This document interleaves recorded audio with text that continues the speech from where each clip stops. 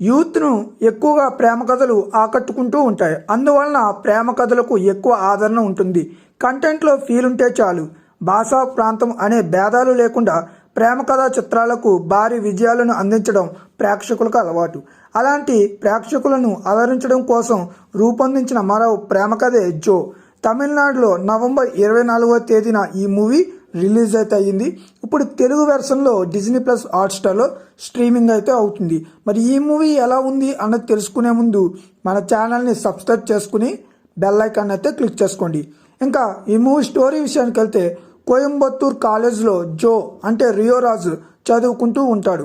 అతనికి 5 స్నేహితులు ఉంటారు. ఎక్కడికి వెళ్ళినా అంతా కలిసే వెళుతూ ఉంటారు. అదే కాలేజీలో కొత్తగా సుచిత్ర అలియాస్ మాలవిక మనోజ్ జాయిన్ అవుతుంది. ఆ క్లాసులో ఆమె ఒక్కదే మలయాళం నుంచి వచ్చిన అమ్మాయి. అందువలన ఆమె ఒంటరిగా ఫీల్ అవుతూ ఉంటుంది. తనని లవ్ చేయమంటూ కేరళకి చెందిన ఒక సీనియర్ ఆమెను వేధిస్తూ ఉంటాడు. ఆ విషయంలో అతనికి బుద్ధి చెప్పిన జో ఆమెకు దగ్గరవుతాడు. జో సుచిత్రాల మధ్య పరిచయం ప్రేమగా మారుతుంది.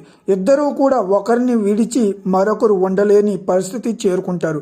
ఆ కాలేజీలో చదువు పూర్తి కావడంతో మాస్టర్ డిగ్రీ పూర్తయిన తర్వాత పెళ్లి చేసుకోవాలని నిర్ణయించుకుంటారు. అయితే సుచిత్రకి ఆమె పేరెంట్స్ వేరొక వ్యక్తినిచ్చి పెళ్లి చేయాలనుకుంటారు. దాంతో ఆమె జోకి కాల్ చేసి విషయం చెబుతుంది. జో దూకుడు గురించి తెలిసిన ఆమె కోపాన్ని పక్కన పెట్టి వచ్చి మా తల్లిదండ్రులతో మాట్లాడమని అంటుంది. వెంటనే జో ఆమె ఊరికి చేరుకుంటాడు.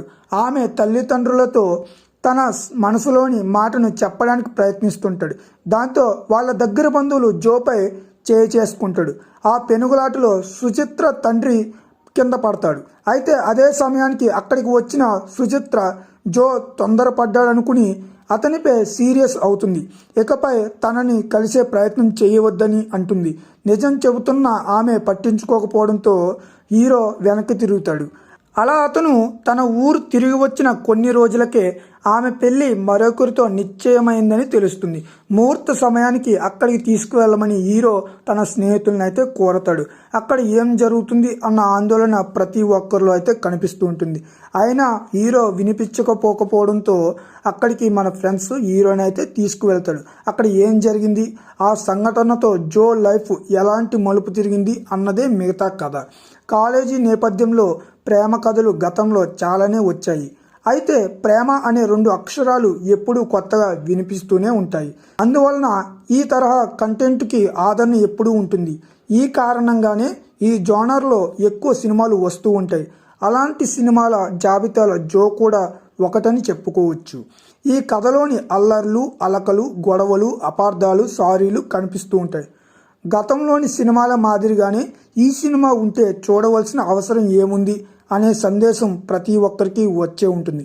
ఈ సినిమాలో ఒక కొత్త పాయింట్ ఉంది.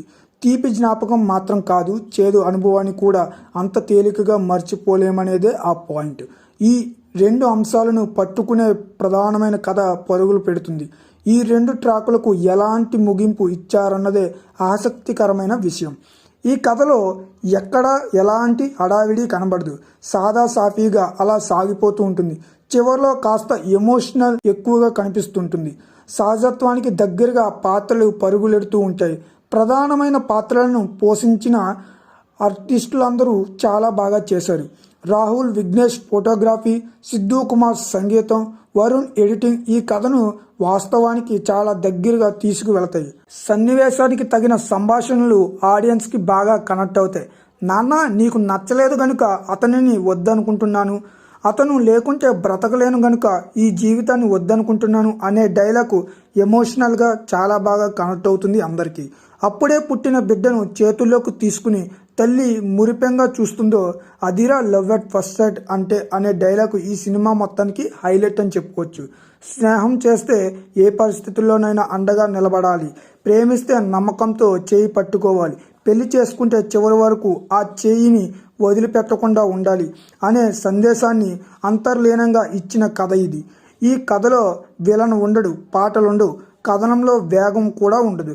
దర్శకుడు సహజత్వానికి పెద్దపీట వేస్తూ తాను చెప్పవలసిన విషయాన్ని తాపీగా చెప్పుకుంటూ వెళ్ళాడు. యూత్కి ఈ సినిమా బాగా కనెక్ట్ అవుతుంది. మిస్ అవ్వకుండా ఒకసారి అయితే ట్రై చేయండి. సో నా ఎక్స్ప్లెనేషన్ నచ్చితే ఈ వీడియోని లైక్ చేయండి, షేర్ చేయండి, సబ్స్క్రైబ్ చేసుకుని బెల్ ఐకాన్ కూడా క్లిక్ చేసుకోండి. Thank you.